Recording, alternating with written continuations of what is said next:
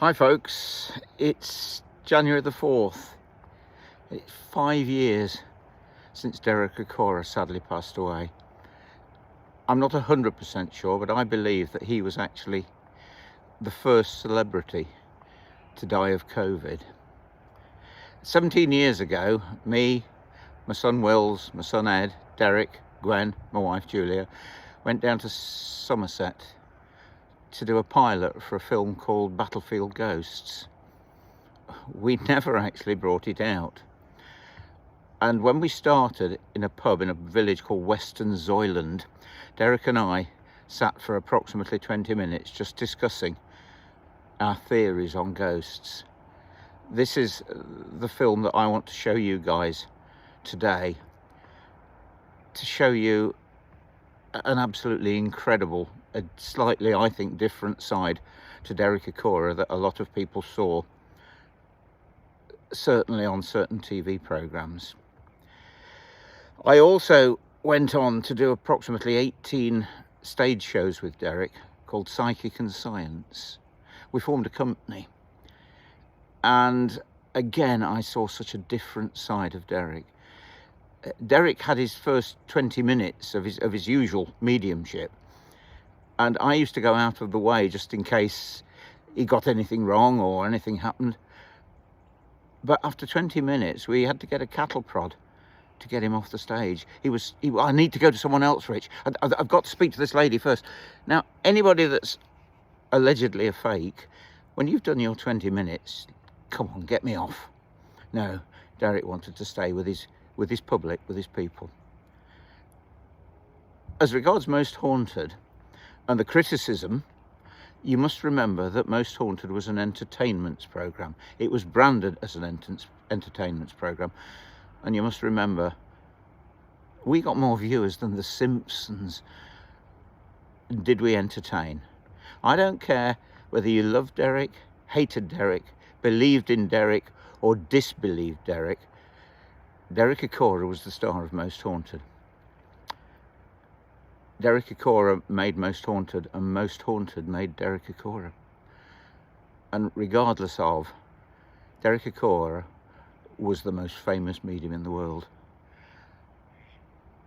So I just want you to settle back, give us your full attention, and listen to Derek Acorah and me interviewing him about his theory on ghosts. Rest in peace, Derek, my friend. Well, for the two of us, this is a historic meeting. Here we are in the middle of a little village called Western Zoyland. We're at the Sedgemoor Inn, and I think before we go any farther, we need to let people know that you know where you are, that you are on the outskirts of the battlefield of Sedgemoor. Yes. We're in a haunted pub, and under no circumstances are we trying to pull any wool over anybody's eyes as regards what this is all about. Mm-hmm. You knew where you were coming to, Yes. and we're here. And the whole idea of this is to provide the reality behind, for want of a better word, ghosts. Yes. Spirits, entities, what people think. We want to give them the reality of the whole thing. That's what we're here for. Yeah. And this is what it's all about. I would like, in a few minutes, because obviously this is our first meeting here, Yeah. to take you onto the battlefield, Love that. Love it. just to see what you think. We're obviously coming back tomorrow to do an in-depth study, but I just want you to get your first impressions and have a little chat and sort of introduce it. But what we need to do is try and explain to people, we need to explain to people what ghosts are. Yeah. Yeah. I mean, that's the biggest thing, isn't it? I mean, Yeah. it's a word, isn't it, to be frightened of? Absolutely. Ghost. Yes. Ancient word. Yes. Yes. Ghosts, spirit people, spirit energy, life light, all these things in the one whole category. What does it really mean? Is there a difference between ghosts and the spirit people? Richard, there is. It's a big difference.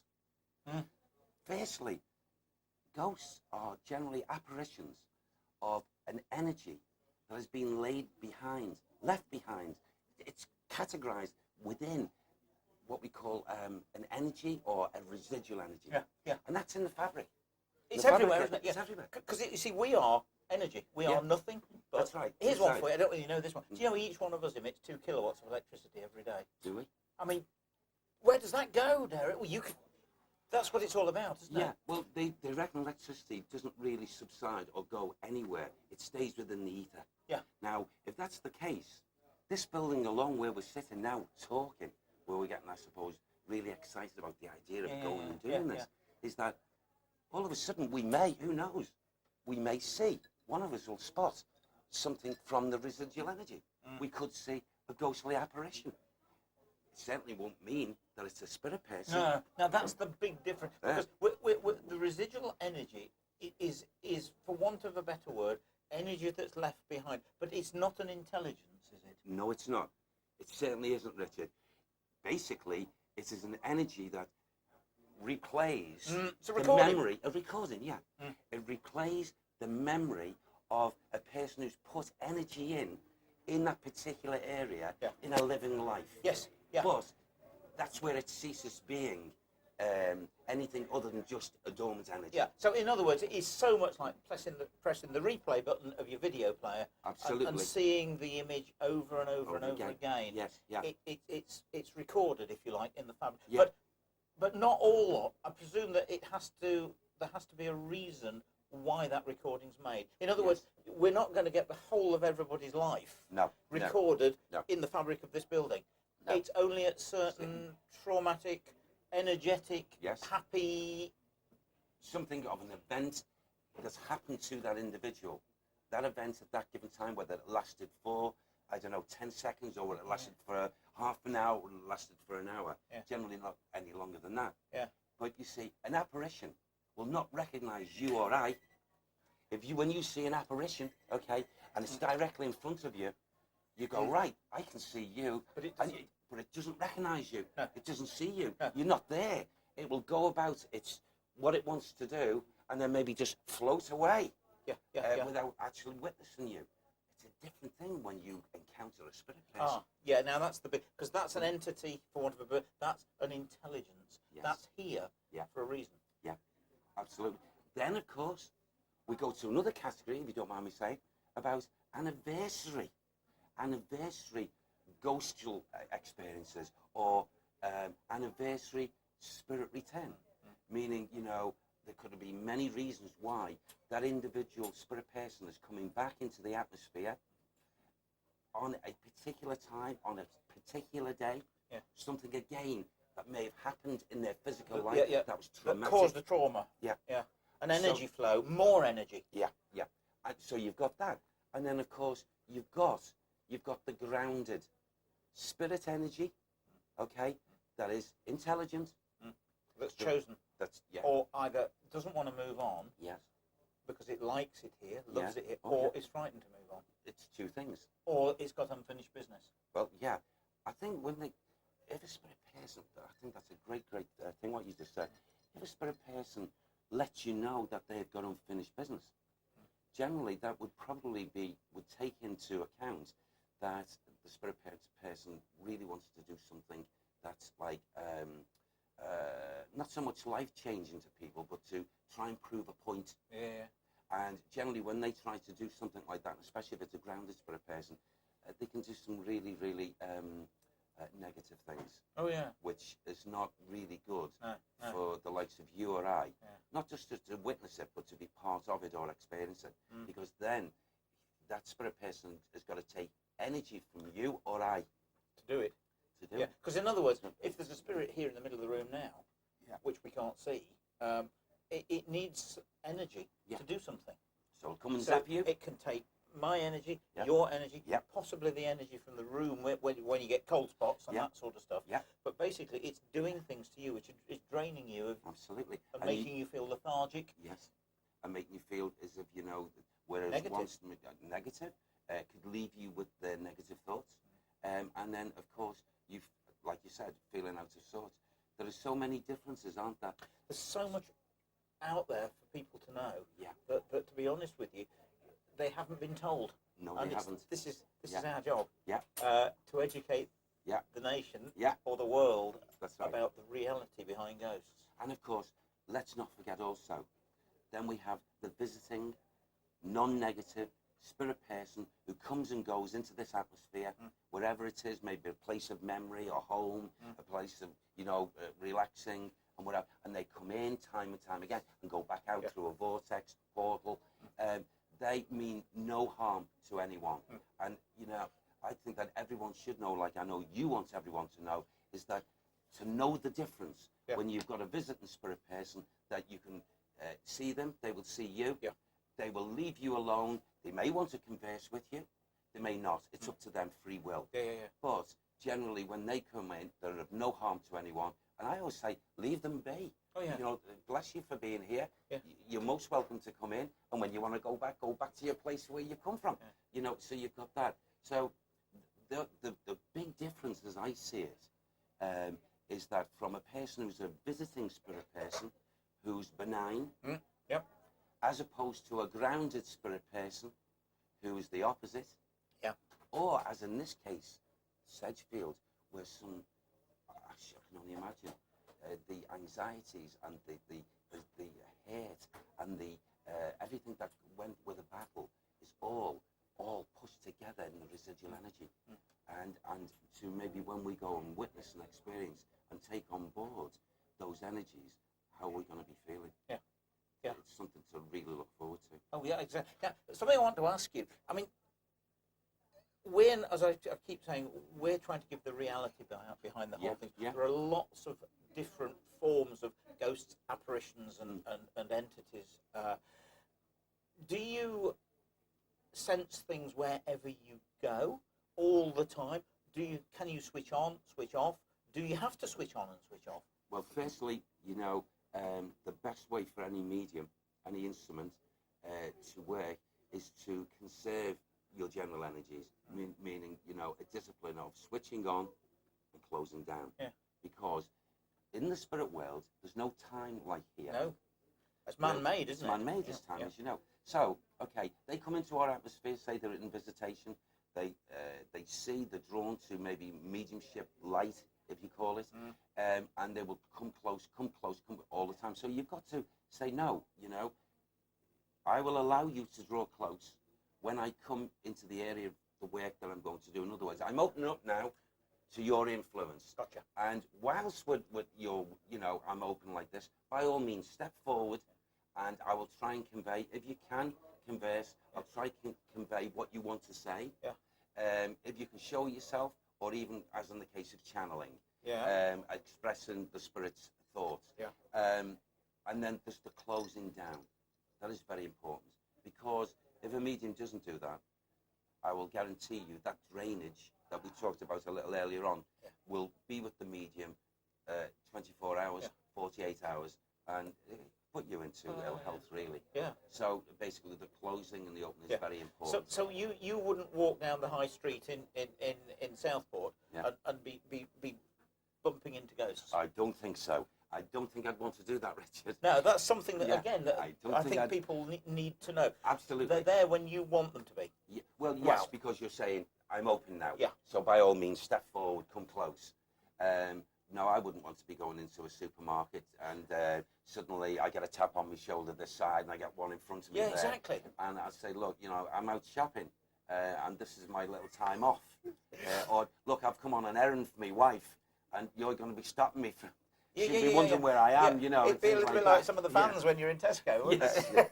A little like that,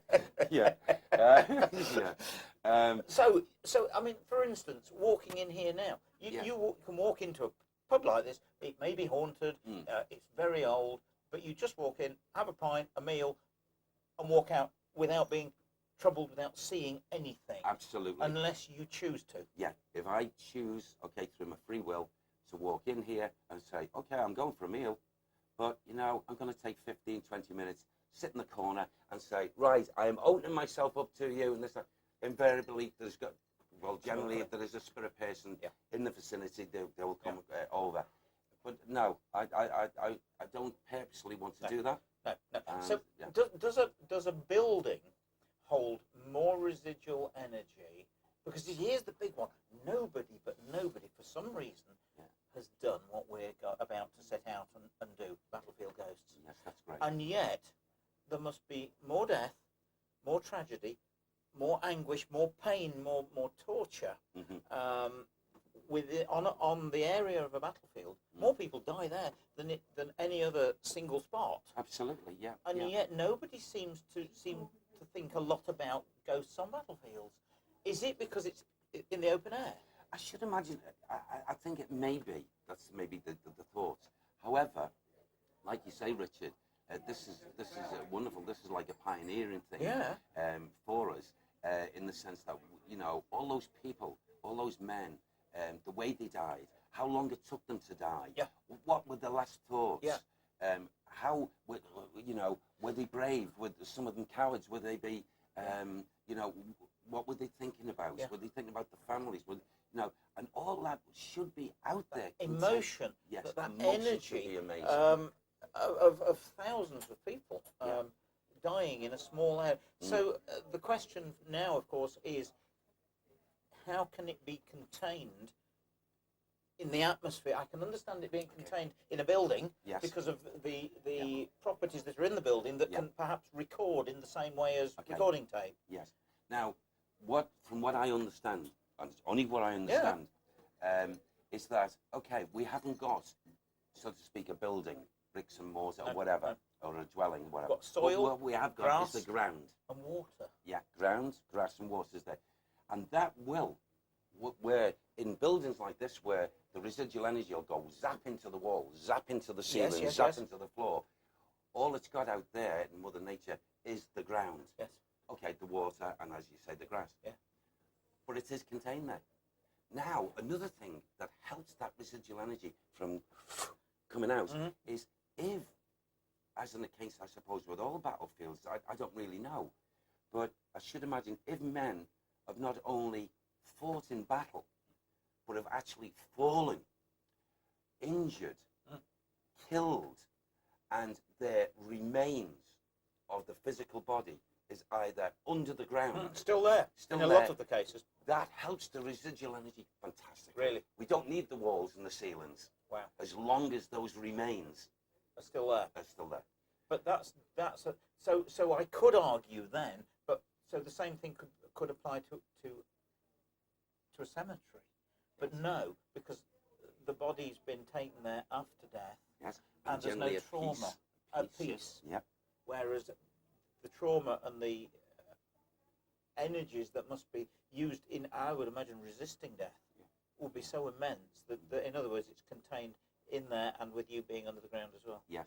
And of course, I should imagine, I don't know, but I should imagine, depending on how big the battle site is, and also the amount or the level of men or people that either perish there, would also give the strength of the residual energy. Yes. If it was, like, as an example, a small space, whatever small means in yes, I know what you mean. In other words, a farmyard where 80 people died in that tiny spot or something. Yep. Now, that residual energy there is going to be so strong. However, if you've got a massive area and maybe, I don't know, 100 or 200 people perished there, that it won't be concentrated in the same way. That's right. I see. Exactly. Okay. It will not be. But, there are many things, it's said about battlefields, although I've never actually investigated. Here we all go. about it, right? But it is said through the history of my work about battlefields, is that because of the mixture of emotions that have actually been going through, because thought is like action. And if a man is sending thoughts out, and all those thoughts are all different, we have a group of men, how many, it doesn't matter, and one is thinking about my loved one before I go into battle. Another is thinking, am I going to die? Another's thinking these thoughts, I'm fighting for my king or whatever. Every single thought is captured. In the atmosphere. In the atmosphere. Now, because it's open and it's not contained within, it doesn't go up. It then falls down.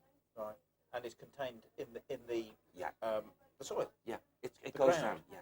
And that's the only place it can go to. Yes, of course. So basically, I don't know, as an example, has anyone ever tried? Has anyone just come to thought this? Has anyone ever thought about digging an area up on a battlefield? Because I'm sure if they did, the residual energy from the ground would come out so thick and fast that it would be amazing to experience. Anybody got a spade?